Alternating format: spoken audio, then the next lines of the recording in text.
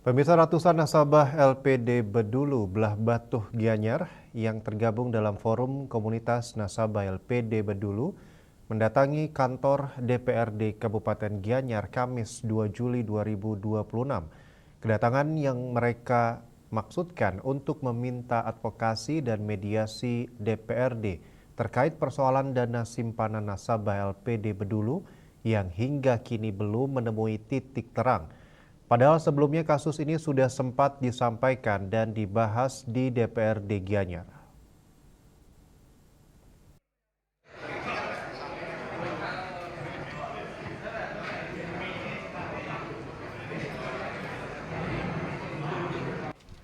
Masa yang didominasi para nasabah tersebut berkumpul di lantai 3 depan ruang rapat paripurna DPRD Gianyar, mendapat pengawalan ketat dari aparat kepolisian, Satpol PP, dan TNI.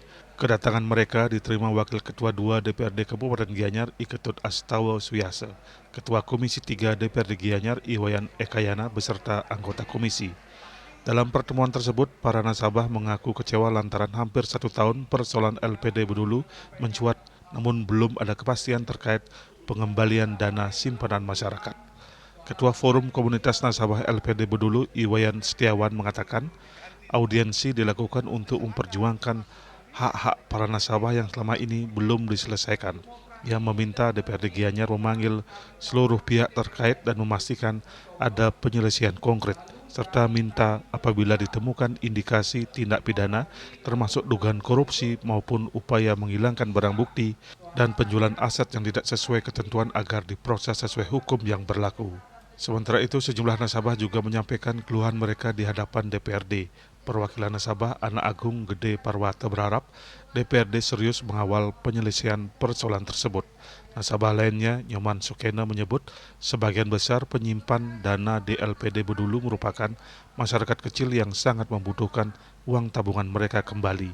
Sementara itu, Dayu Siti mempertanyakan pertanggungjawaban pengurus LPD dan Pendesa Adat Bedulu atas dana masyarakat yang belum dikembalikan.